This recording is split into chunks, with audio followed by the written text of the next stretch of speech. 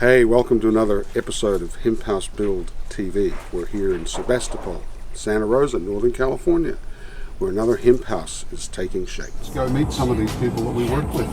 Why not, huh? Imagine a world we could live in. Plant these seeds in the minds of our children. Plant these trees and grow a solution. Hemp can save the world. So we built the first permitted hemp house in the United States back in 2008. We started the back end of 08, 09. We had to actually build the road to get the house in because it was on the side of a mountain in a 300 mile an hour wind tunnel zone. And that house recently sold for, I think, what, about 800 something thousand, I think, over there. Now that house was 3,200 square feet, 2 levels. We built that for $133 a square foot. Most people ask, what does it cost to build a house with hemp compared to any other, traditional material? Theoretically, we'll come in around about the same price with using hemp. Might be a fraction more, might be a fraction less, depends on how efficient we are in doing the work. The only downside to the hemp per se is it can be a little bit labor intensive. So we're going to get everybody to get their hands in here and make a bit of a mess. Whatever measuring device you use, we're just using some cups here. We're going to have 4 parts hemp.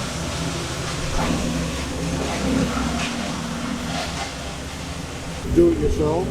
Getting the 4 parts, we're going to use some measuring cups.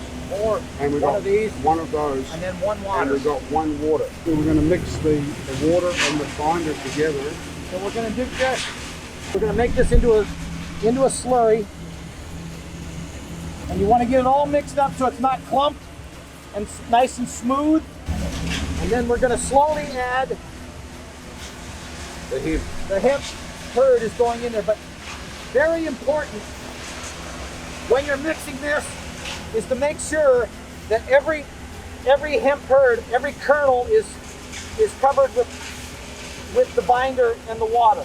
And then we're going to, so what we're doing manually is what's going to be done in the mixer.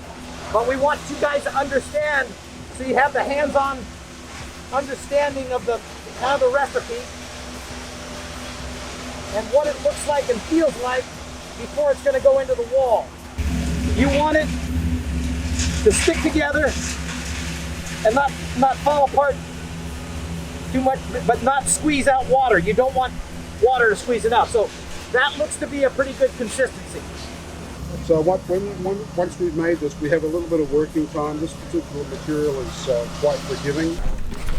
All right. Good. So take that bucket and put it in the wall.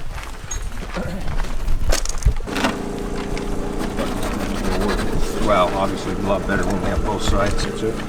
So basically then you just sort of spread it out a bit. Right? And then you're tamping the outside edge.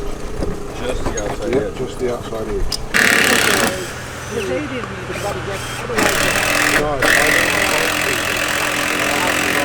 So we're getting ready to fire up the big boy here. It's an electric mixer, and this will take 1 of these bags of hemp, 1 full bag of this hemp, and 1 full bag of our French binder. And that bag will produce about 4.5 cubic feet of hempcrete.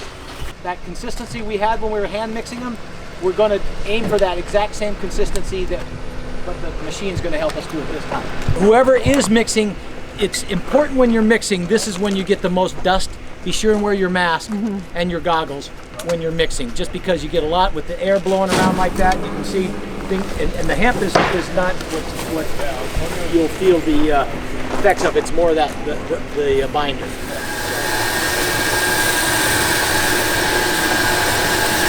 So the same process, just enlarged. We're doing the slurry, and then we're adding the hemp herd slowly once we get that slurry to a mix that he's comfortable with.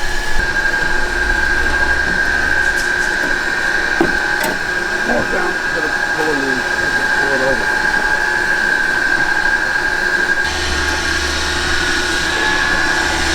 Maybe the next layer you run it continuous. Just like you lay it next. About to wet it when you put the other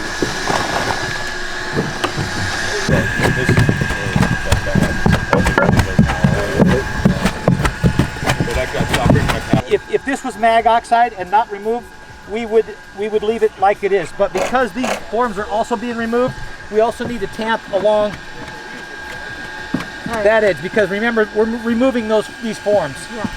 Right? So you want to tamp also. So we'll keep the insulation value in the center, but we want to tamp along where the form is going to be removed. And we know that this other form is coming out in the morning. What we're wanting to do is to compress the hempcrete along the inner and outer sides of the forms, and that gives it some tensile strength, and then that also allows for the fluffier material to stay in the middle and create a better, higher R value.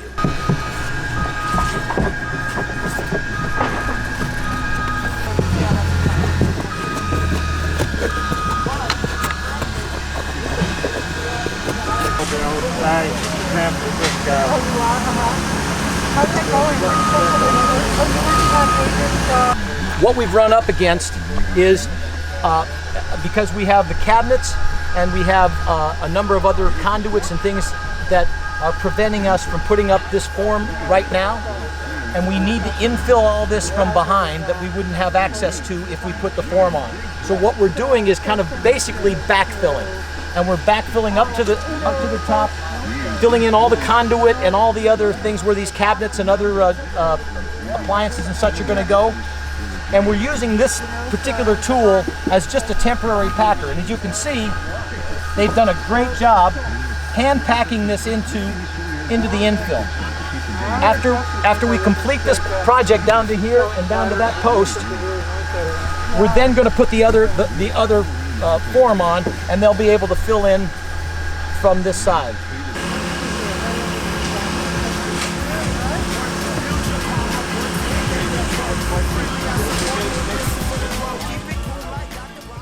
This house will take about 25,000 pounds of hemp, 50,000 pounds of lime binder, and another 15,000 pounds of lime stucco on the exterior, and about 6,000 pounds of lime render on the interior.